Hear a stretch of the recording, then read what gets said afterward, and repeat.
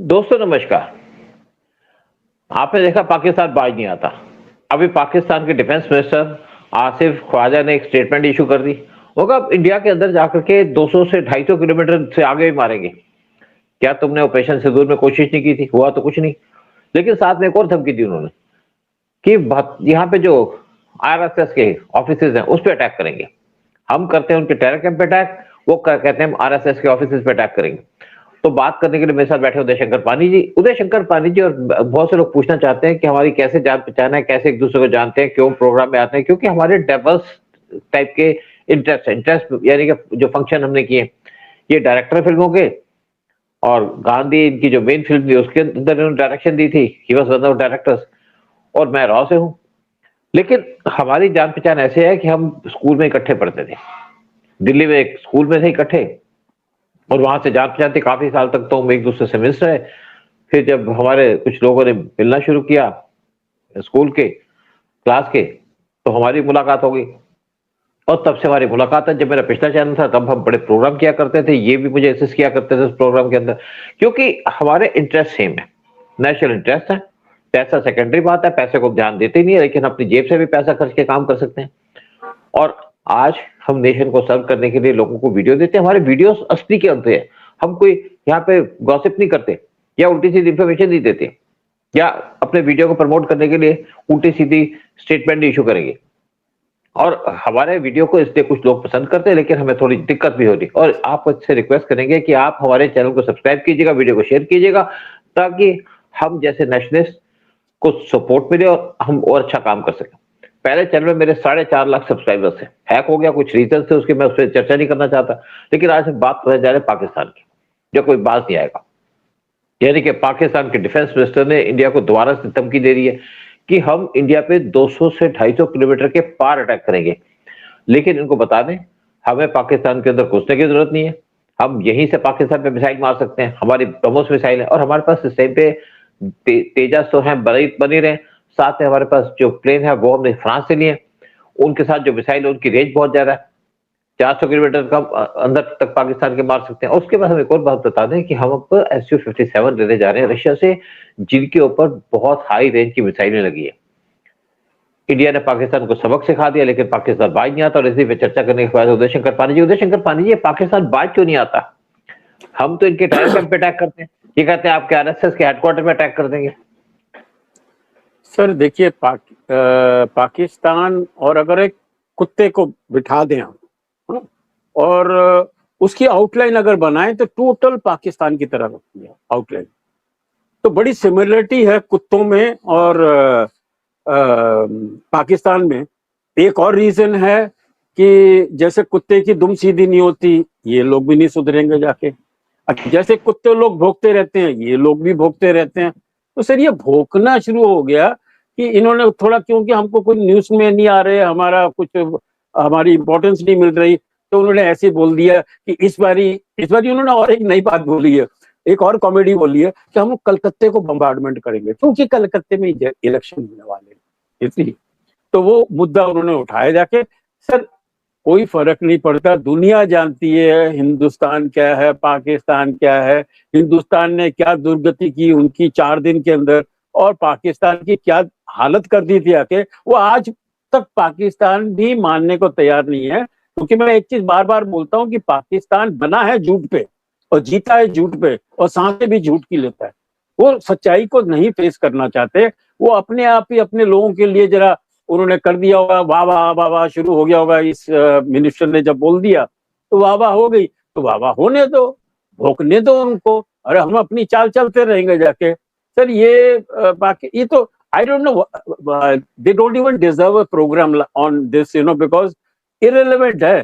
कुछ मतलब ही नहीं है उनके ये भोंकने का कि हम ये कर देंगे, हम अंदर मार देंगे, हम बंबई में मार देंगे। अरे मारो ना, हम एटम बॉम्ब गिर देंगे, अरे मारो ना। कहाँ गए तुम्हारे वो 4 दिन हमने अटैक किया आपको, जब आपकी मट्टी पलीत कर दिया, आपके 8-9 एयरपोर्ट हमने बर्बाद कर दिया के, तब आप कहाँ थे? सब सब घुस गए थे अपने बंकर्स के अंदर। तो अभी आगे भी वही हालत होने वाली है। बंकर से जाके फिर वहां रिलीज करेंगे, वहां बोलेंगे कि हमने इस बारी 6 नहीं उनके 16 प्लेन गिर दिए। अरे एक भी प्लेन गिरने का कोई प्रूफ है? कोई विजुअल है, कुछ नहीं। नहीं जी, वो प्लेन वहां इंडिया, तो ये तो झूठ बोलने में और विक्टिम कार्ड प्ले करने में महा उस्ताद है। सब मरने दीजिए। मेरे ख्याल से अभी अगला स्टेप मैंने जाके, पाकिस्तान बर्बाद होने वाला है, टुकड़े टुकड़े होने वाला है और खत्म हो जाएगा without a bullet being fired. I am telling you, आज जो पाकिस्तान जिस तरह से घिर रहा है चारों ओर से, उसकी बहुत ही, उसकी जन्म पत्री में भैया उसकी मौत बहुत जल्दी लिखी हुई है। मुझे देखिए देखिए कुछ बात तो है ना कि जो पाकिस्तान धमकी देता है, किसके कहने पे धमकी दे रहा है? क्या डीप स्टेट उसको सपोर्ट कर रही है? डीप स्टेट उसको सपोर्ट कर रही है, क्योंकि पाकिस्तान अपने दम पे तो कुछ कर नहीं सकता। वो भी सोच रहा होगा कि यहाँ पे एक टाइम पे वॉर चल रहा है इजराइल और ईरान का, और जिस तरीके से इजराइल पे भी अटैक किया जा रहा है तो उसको लगा कि मेरे में भी हिम्मत है, मैं भी इंडिया के ऊपर कुछ कर सकता हूँ। उसको लगता है कि अगर वॉर लड़ा जाएगा तो चाइना मेरे साथ खड़ा होगा। पिछली बार भी चाइना खड़ा हुआ था, इसमें कोई बात डाउट की बात नहीं है, साथ में टर्की साथ खड़ा होगा। और उसको यह है कि डीप स्टेट भी उसको टारगेट करेगी इंडिया के खिलाफ, क्योंकि डीप स्टेट तो इंडिया के खिलाफ प्लानिंग करती रहती है। और ये पाकिस्तान की जो धमकी है, इसको इंडिया सीरियसली ले रहा है, हम इसको इग्नोर नहीं कर रहे। देखिए पाकिस्तान के अंदर जब हमने अटैक किया था ऑपरेशन सिंदूर में, तो पाकिस्तान के पहले 2 टेरर कैंप को डिस्ट्रॉय कर दिया था। उसके बाद जब पाकिस्तान से कहा कि आप आगे नहीं करोगे तो हम भी लड़ाई नहीं करेंगे, तो पाकिस्तान ने जब हमारे मिसाइलें फेंकी, कोई भी मिसाइल उनकी इंडिया के अंदर एंटर नहीं की। एंटर की तो बॉर्डर में उस मिसाइल को गिरा दिया गया, फिर ब्रह्मोस मारी हमने, और पाकिस्तान के 9 जो एयरपोर्ट्स हैं या उनके 9 एयर बेसिस उनको डिस्ट्रॉय कर दिया। और हमारी नेवी के चीफ ने भी स्टेटमेंट दी है, कहते हैं हम कुछ मिनट दूर से पाकिस्तान में स्ट्राइक करने के, लेकिन इंडियन गवर्नमेंट ने हमें रोक दिया। वो इसलिए रोक दिया कि पाकिस्तान ने 10 मई को इंडिया से माफी मांगी कि वार खत्म कर दो, तो इंडिया ने वार खत्म कर दिया। लेकिन पाकिस्तान को लगता है कि पाकिस्तान अगर इंडिया से वार लड़ेगा तो उसको सपोर्ट मिलेगी, इंटरनेशनल रिकॉग्निशन मिलेगी, लोग हो सकता है कि उसको पैसा मिल जाए, तो इसीलिए पाकिस्तान धमकी दे रहा है। लेकिन ये अपने लोगों की तो सोच नहीं रहा। और दूसरी एक और बात है कि पाकिस्तान की इकोनॉमी इस टाइम पे खराब है, तो पाकिस्तान ये भी कोशिश कर रहा है कि अटेंशन डाइवर्ट हो जाए। और एक और इसमें जो रीजन आता है वो ये है कि अमेरिका इस टाइम पे पाकिस्तान को प्रोजेक्ट कर रहा है कि जो गल्फ के अंदर वार चल रहा है उसके अंदर पाकिस्तान मीडिएट करे, यानी कि पाकिस्तान के मीडिएशन का तो कोई रोल नहीं है, लेकिन पाकिस्तान के अंदर बैठक हो और वहां पे डिसीजन लिया जाए। उसमें भी कुछ रीजन है। एक तो ईरान पाकिस्तान के क्लोज है, और अमेरिका पाकिस्तान को प्रोजेक्ट करके इंडिया को टारगेट करता, हमेशा इंडिया के यूएस की पॉलिसी रही है। लेकिन इंडिया वार से बचता रहा। और दूसरी तरफ हमारे पास 3 बैटरी थी S-400 की, चौथी बैटरी लेने के लिए हमारी इस टाइम पे डेलीगेशन गई है रशिया के अंदर, और वहां से बहुत जल्दी 4th जो बैटरी है उसको लेके आएगी, और हमारे पास 4 बैटरी हो जाएंगी, क्योंकि हमने 2018 में जो एग्रीमेंट किया था रशिया के साथ वो था 5 बैटरीज ऑफ S-400 मिसाइल, जिसमें से 3 मिली थी। और जब हमने उस पर प्रेशर डाला रशिया के ऊपर, तो उनका चौथी हम आपको अभी दे रहे हैं और 5वीं इस साल के एंड तक दे देंगे। साथ में इंडिया ने कहा कि हमसे आज 5 और मिसाइल लेना चाहते हैं आपसे, तो वो भी रशिया ने हमको एग्री कर लिया कि बहुत जल्दी हमको 5 एडिशनल S-400 मिसाइल दे देगा। देखिए इंडिया अपने डिफेंसेस को बहुत ज्यादा स्ट्रॉन्ग कर रहा है। किसी भी हम देखिए, हम ये नहीं कहते पाकिस्तान पे अटैक करेंगे, लेकिन हमारी मजबूरी है कि पाकिस्तान पे अटैक करना। और एक बात बताऊं कि हमारे प्लानर्स कुछ इस टाइम पे डिफरेंट टाइप का एक एटीट्यूड बना रहे हैं पाकिस्तान को घेरने का। एक तरफ बलूचिस्तान है, एक तरफ आपके अफगानिस्तान है, एक तरफ आपके बीएल आपके टीटीपी है। तो अब जब अटैक किया जाएगा पाकिस्तान के ऊपर, तो इनको भी बीच में इन्वॉल्व किया जाएगा और इंडिया पे अटैक करेगा, और ये अंदर से पाकिस्तान पे अटैक करके पाकिस्तान के को खोखला कर देंगे। पिछली बार जब ऑपरेशन सिंदूर में पाकिस्तान पे अटैक किया था, तो हमने एक मिसाइल फेंकी थी पाकिस्तान के प्राइम मिनिस्टर शहबाज शरीफ के सॉरी बाहर गया था तो कुछ तबीयत खराब हो गई। पाकिस्तान के प्राइम मिनिस्टर शहबाज शरीफ के घर से 10 किलोमीटर दूर खाली ग्राउंड में मिसाइल फेंकी थी। और उसी तरीके से आसिम मुनीर के जहां पे बंकर में छुपा था, वहां से कुछ किलोमीटर दूर हमने मिसाइल फेंकी थी।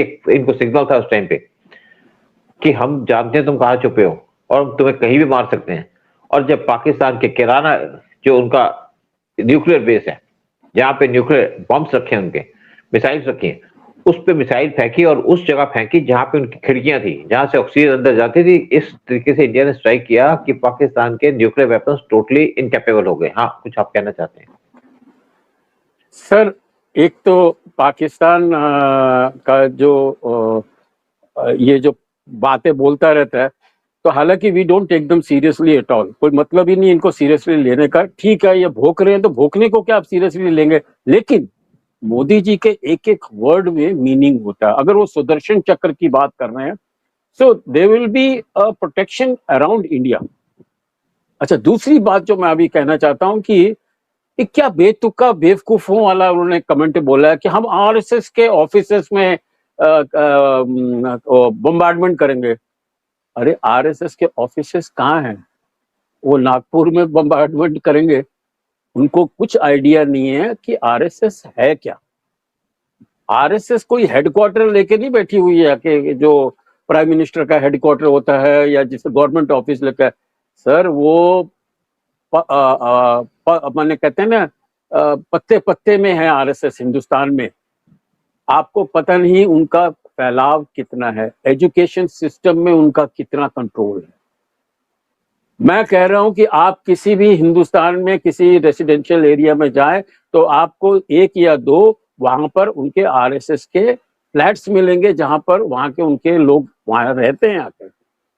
तो आप किस पे बम्बार्डमेंट करेंगे? बेतुका, आइडिया ही नहीं है क्या आरएसएस है, कुछ है। हम आरएसएस पे करेंगे, हम कलकत्ते पे बम्बार्डमेंट करेंगे, हम दिल्ली पे करेंगे। सर, ये भौंक रहे हैं, ये कुत्ते हैं, ये भौंकने की इनको आदत है।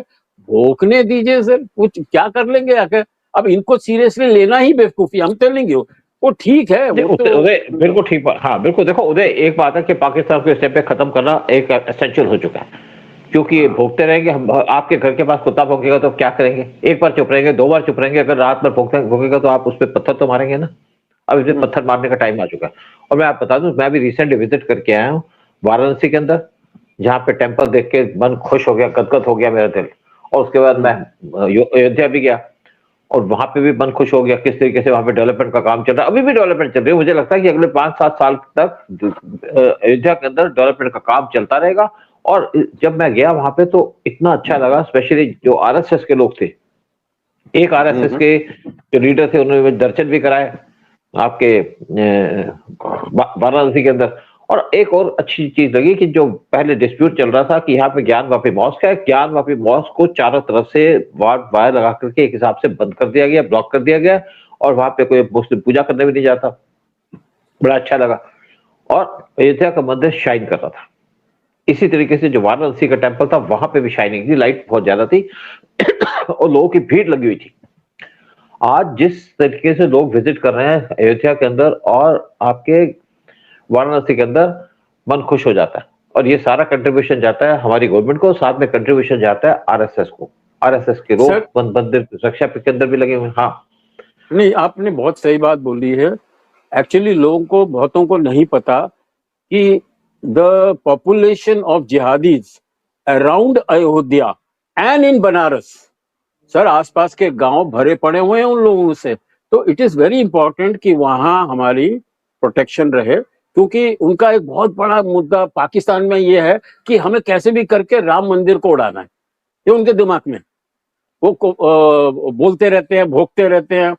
तो ठीक है, आप कुछ नहीं कर सकते, लेकिन इसका मतलब नहीं है कि हम हाथ पे हाथ रख के बैठे रहें। हमें प्रोटेक्शन, हमें बाकायदा हर हमारी रिलीजियस जगह, अब हम हिंदू ही हैं, जो एक रिलीजियस जगह या रिलीजियस प्रोसेशन के साथ पुलिस रहती है, इतना प्रोटेक्शन देते हैं। कोई मस्जिद के चारों ओर तो पुलिस नहीं रहेगी आपको, कोई चर्च के आगे तो नहीं रहती, क्योंकि हिंदू कभी अटैक नहीं करता। लेकिन इन लोगों को ये हाँ, उधर देखो एक और बात है ना, सेंचुरी से जब ये यहाँ पे इन्वेडर्स आए तो उन्होंने हमारे मंदिर पे अटैक किया सोमनाथ मंदिर को कितनी बार तोड़ा गया। फिर आप एक और बात देखिए, 1965 का वार हुआ था तो पाकिस्तान के वारशिप सोमनाथ टेम्पल के ऊपर बम फेंकने की कोशिश कर रहे थे, तोपों से उन्होंने फायरिंग करने की कोशिश की, लेकिन कोई नुकसान नहीं हुआ। तो हमें मंदिर को प्रोटेक्शन करने की जरूरत पड़ती है। और मैं बड़ा खुश भी हुआ वहां पे जाकर के, बनारस के अंदर और अयोध्या के अंदर। बनारस के अंदर तो वहां पे प्रोसेशन निकलते रहते हैं हिंदुओं की, और लगता है कि कितनी आस्था है हमारे लोगों के अंदर। और जिस तरीके से यहाँ पे देखा गया, प्रोटेक्शन दी गई है, इवन सोमनाथ, इवन आपके अयोध्या के अंदर और बनारस के अंदर मंदिरों पे प्रोटेक्शन देने के लिए वहां पे पुलिस को लगाया। और दूसरी बात है कि यहाँ पे इतनी इनकम है इस टाइम पे, गवर्नमेंट को टैक्स बहुत ज्यादा मिलता है। अयोध्या से पिछले साल 400 करोड़ का टैक्स मिला था यूपी गवर्नमेंट को। और यहाँ पे इस टाइम पे लोग इतने आते हैं, जिस टूरिज्म की वजह से यूपी बहुत ज्यादा डेवलप कर रहा है। एक और बात बता दूं, यहाँ पे जो ज्ञानवापी मास की बात थी, पहले तो यहाँ पे मुसलमान इकट्ठे हो जाते थे। मुझे बहुत कम मुसलमान मिले जो बाहर निकलते हैं, और होगा आसपास है, लेकिन आज शांत हो चुके हैं। क्योंकि उनको पता है ज्ञान वापस मॉस्को उसके हाथ से निकल चुका है और यहाँ पे मंदिर बन चुका है। और इसलिए इस टाइम पे मुसलमान शांत है, चुपचाप बैठे हैं और अच्छी बात है, आप चुप रहिए, पंगा मत लीजिए, पंगा लोगे तो आपका हाल बुरा हो जाएगा। और आज जो जिहादी हैं वो भी कुछ डिमोरलाइज्ड है योगी की वजह से और मोदी की वजह से। लेकिन अगर बात करते हैं पाकिस्तान की, पाकिस्तान के जो हमने 9 टेरर कैंप पे डिस्ट्रॉय किया था, तो उसके बाद पाकिस्तान ने कहा हम अपने छोटे-छोटे टेरर कैंप बनाएंगे। पाकिस्तान ने इस टाइम पे 72 टेरर कैंप बना रखे हैं, 72 टेरर कैंप्स पाकिस्तान के अंदर। और हमारे पास सारी डिटेल है, मैं आपको गारंटी से कह दूं कि रॉ के पास डिटेल है एक-एक इनके टेरर कैंप की जो नए बनाए हैं। इस बार 9 टेरर कैंप पे अटैक किया गया था, अगली बार अटैक किया जाएगा 72 टेरर कैंप के ऊपर। और साथ में आसिम मुनीर के बंकर में मिसाइल मारी जाएगी, साथ में मिसाइल मारी जाएगी जहां पे शहबाज शरीफ बैठे हुए हैं, उन पे मिसाइल मारी जाएगी, क्योंकि अब किसी को छोड़ा नहीं जाएगा, बख्शा नहीं जाएगा। मुझे लगता है कि गवर्नमेंट इस टाइम पे पूरा डिसीजन ले चुकी है कैसे पाकिस्तान को तोड़ा जाए, कैसे पाकिस्तान के टुकड़े किए जाए। और इस टाइम पे हमारे को सपोर्ट करने के लिए बलूचिस्त बैठे हैं, आपके साथ तालिबान के लोग बैठे हैं, क्योंकि पाकिस्तान के साथ सबकी हाँ सूद साहब, क्या मारोगे मरवों को? मरे हुए हैं बेचारे, उनको भी क्या मारना। ठीक है, हमारे पास भी थोड़ा टाइम है, तो हम भी जरा अपनी अपनी प्रिपरेशन कर ले, जरा हम भी अपनी बातें कर ले, और उनकी ये भौ भौ को थोड़ा हम लोग भी मतलब रिप्लाई कर दें, तो कोई मतलब नहीं है। I don't think it is meaningless, और इट इज माने बिना दांतों का वो है ना, कहते हैं ना टूथलेस बार्किंग, वो कुछ नहीं है, दांत भी नहीं है उन लोगों के विचारों के। बोलने दीजिए सर, करने दीजिए। उनकी नफरत में वो कंट्री बनी है, वो नफरत में जिएंगे और नफरत से ही मरेंगे, नफरत में ही मरेंगे। उदय एक और बात है ना कि हमारे को पाकिस्तान के पब्लिक से तो कोई प्रॉब्लम नहीं है, वो भोगते रहे को फर्क नहीं पड़ता। लेकिन पाकिस्तान के अंदर जिहादी बैठे जो वहां पे आर्मी के लोग बैठे हैं, जो हमको धमकी देते हैं, उनका इस टाइम पे इंतजाम करना इस टाइम पे मुझे लगता है जरूरी हो चुका है, कंपल्शन करेंगे सर। हमारे अननोन मोटरसाइकिलिस्ट जाके कर देंगे, जाके वो मोटरसाइकिल पे आएंगे, गाड़ियों में आएंगे, वो खत्म कर लेंगे। और वो अभी धुरंधर 3 हम लोग यही करेंगे। धुरंधर 3 का टाइटल होगा एंड ऑफ पाकिस्तान। बिल्कुल ठीक है, चलो आपके मुंह में घी शक्कर। एंड में आपसे रिक्वेस्ट करते हैं, चैनल को सब्सक्राइब कीजिएगा, वीडियो को शेयर कीजिएगा। जय हिंद, जय भारत। जय हिंद, जय भारत, वंदे मातरम।